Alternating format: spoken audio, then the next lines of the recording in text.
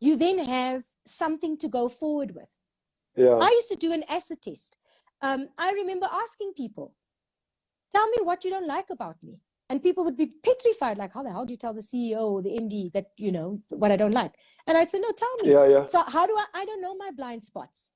And people would say, you know, I don't like when you do this and you do that. And I would try and listen and try and avoid that. Somebody once said, because I talk with my head a lot and my hands. Somebody once said that when I shake my head, they see it as being negative. Wow. I had no idea that I was shaking my head. But I listened to it because you need to be honest to be able to kind of sitting in an ivory tower somewhere, totally detached. So this is what needs to happen. Unfortunately, I mean, somebody's just said it, your leadership is not a title, it's a belief. You live it, you show it. I absolutely agree. It's part of your value system to be a servant leader, right? Wow. Remember what Nelson Mandela did with rugby? Yeah. If you guys haven't seen that movie, what was it with Franz Pienaar when they went Invictus. Invictus. I love it. Yes. Invictus, yes. Yeah.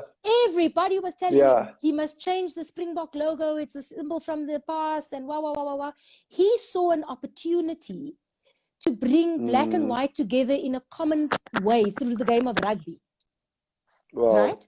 And if we start doing that in the agencies, finding opportunities to have, then transformation becomes a consequence of that. Someone just asked an interesting question, Bonga, is asking, what is the difference, where I've lost the question now, between black-owned and majority? Between black-owned agency, what is the difference there? So a black-owned agency is essentially a majority black-owned agency. So if you have more than 50 plus 1% shareholding, okay, 100% black-owned agency is in essence a black-owned agency. However, companies with majority black shareholders can claim to be black-owned because they are essentially owned by black people as a majority. Okay, so there's is there a difference then between 100% black owned and 60%? I mean, how does that work? I mean, is it just a percentage number, or is it a fully black owned agency? And I think that's what Bonga is trying to ask there. You know, I don't want to call it a black owned agency. Yeah. Because you say this is a white owned agency. Why must we put a label? Okay, a black owned agency should be for the auditors.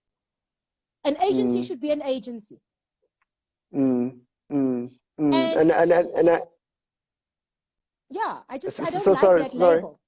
I'm just saying I don't like that label. But in the technicality is, if it's more than 51% black owned in terms of its shareholders, then it is majority black owned, which means it is black owned. And then you have, of course, a 100% black owned agency, which is a truly authentically black owned agency by 100%. But these are, like I said, the technicalities that should be left to the auditors. It should be an agency and an agency. It's semantics. Exactly. You are 100% right. No, that's incredible. Too Mellow has just taken us back to consequences, and while we and I'm trying to make sure that I answer people's questions so that we don't have a request for the third session. To say, Too Mellow is asking, and please do ask questions. This is really for everyone to ask questions. Is what should be the consequences of the people that we know aren't transforming? We see it. They've broken their promises. They haven't adhered to. They've set up these trusts. They've set up these trusts that don't really exist. They've gotten the certificate. When we have that information, what should be the consequence? Well, I think that apart from the punitive measures within the charter, right? Yeah. There should be an industry understanding that these people, for example, should be banned from entering awards until they get their transformation right. Okay. As a consequence. Yeah. You know, paying a fine for a big multinational is little. Yeah. It's a slap on the wrist. don't enter awards. Being blacklisted because you are untransformed speaks volumes to your clients, and that hurts. That hurts. It doesn't just hurt the agency. No one wants to work for an agency who's not entering and winning awards, and no client wants to work with an agency that's not entering and winning awards. Let alone as a punitive measure for not transforming. Now you've touched on something very critical, because we are all in the agency world. We want to see a different agency, especially myself, owning a 100% black-owned agency. I want to see more black-owned, authentically black-owned agencies rise. I want to see more black entrepreneurs rise. But there's only one thing that makes it possible, right? We can have all the good intentions, we can sign all the charters, we can have all the certificates. Ultimately, it rests with clients, that actually are the ones that are giving us the mandate to grow. Without my clients, I could have been as transformed, I could have been 100% black owned, but without a client that believed that I can trust Avatar with my work, we wouldn't be the biggest fully black owned agency in the country right now. Now, tell me, what is the role of client? Because I think we've talked a lot about the agency side. What is client's role, right, in transforming the industry? Again, I would say that there has to be this open dialogue. And the clients have a body, it's called MASA. Okay. So again, collaboration with MASA to say, I will only work with agencies who subscribe to this charter, to this preamble, who've signed it. Okay.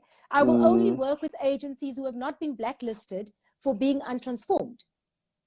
Wow. Right? And then you have it. And that filters down into procurement.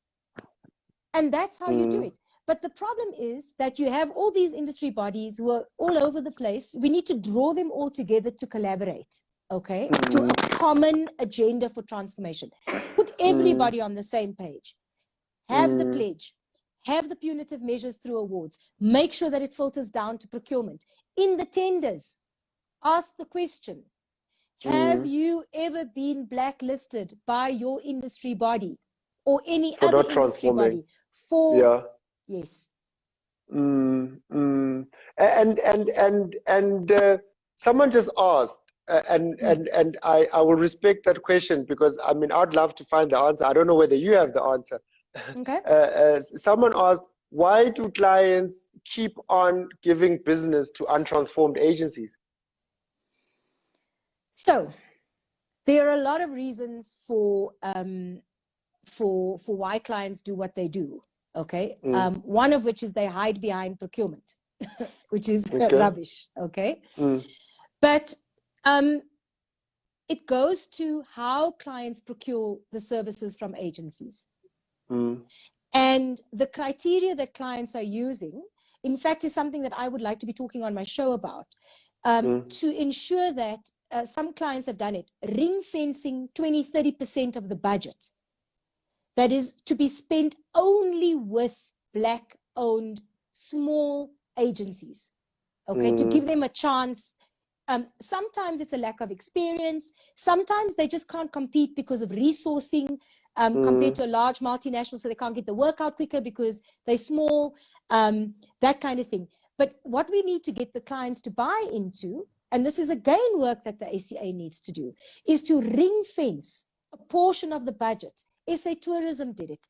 Telkom did it, where they say this part of the budget is only for Black-owned agencies, and they can say 100% Black-owned agencies or 80% Black-owned agencies. They can set the bar really high, you know, and it can be on a project-by-project basis where there are no pitches, where they say, right, let's have a look at your credentials. Okay, let's see who's in your agency, because a lot of times a startup won't have the kind of credentials that a big multinational might. So let's just look at your credentials, look at who's in the agency. Everybody knows everybody, right? Let's get 1 or 2 client testimonials of work that you've done before, and let's give you a chance with the project. And I think that's very profound what you are saying. So in just wrapping up, if we have to summarize these 2 sessions that we've had, and thank you for the time, I think we needed that historic view so that we fully understand what we need to do. What, in your words, are the next, because people are tired of talking about transformation. People need tangible, actionable, and I think we've talked about it a lot in what are the next action steps. If you just had to summarize the 2 episodes on what actionables do we need now to pen a way and a future for transformation in our industry?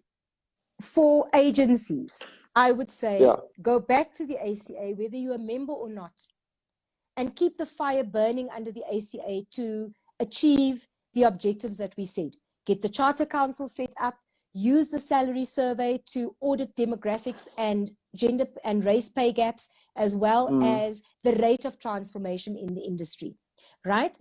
Make sure the ACA drives collaboration with other industry bodies so that we all get on the same page, as well as the signing of the preamble, re-signing or recommitment to the principles of transformation, okay? And to go public with this so that everybody knows that this exists, right? Then to the clients, make sure that you make MASA accountable. And if you're not a member of MASA and you're using the pitch consultants, the likes of the Yardsticks and IAS and these people, make sure that the budget accommodates for participation of smaller entrepreneurial South African agencies. You know what I mean? So let's start making sure that that becomes the principles upon which we engage from an industry perspective, as well as from a client perspective, from a procurement point of view. You know? And instead of auditing the client relationship, you know, I always talk, hey, this relationship management business. I keep telling the pitch consultants, you know, you don't go to marriage counseling if your marriage is not in trouble. Yeah. Now you keep going to sell this relationship management stuff to clients, right? And then you go look for problems in the relationship in order to get the pitch work. Let's start focusing on real tangibles. Like, let's get clients to understand that there's a problem in terms of how they are distributing their spend. And let's get clients on the same page to understand that only a portion of the spend through the agency is attributable to their transformation. Okay? Remember, we spoke about this in the first session, where the definition of turnover excludes pass-through costs. So that enables us to hold everybody in the value chain accountable, not just the agencies, the production companies, the media owners. Everybody gets to be held accountable for their transformation. And what would you say, Odette, we've got 5 minutes. What would you say to the people that don't see anything wrong? They're saying, you know, the industry is transforming. There's no alarm bells. You know, it just takes time. What would you say to those people that see almost nothing wrong to say, okay, transformation takes time and it's just part of the process? What would you say to those people? I would say go on Facebook, follow AMA Creatives, follow How to Advertise to Black People, follow Amatali, follow Odette Van Der Haar, follow Veli Ngubane, the Nduna, and then read the comments on their posts. Then you'll get a feel for what's happening, guys. It's not the view only of Odette, or only of an Ahmed, or only of a Veli, for example. Go and read what Wing Wing is writing. Go and read what Kachi is writing. Go and read what people are writing in the comments. And then you start getting a feel that actually something is wrong here in terms of... We've got 10 minutes. Thank you so much. And I really appreciate, but you can wrap up. I'm just 9 seconds. No. I'm like, guys, it's a journey, remember?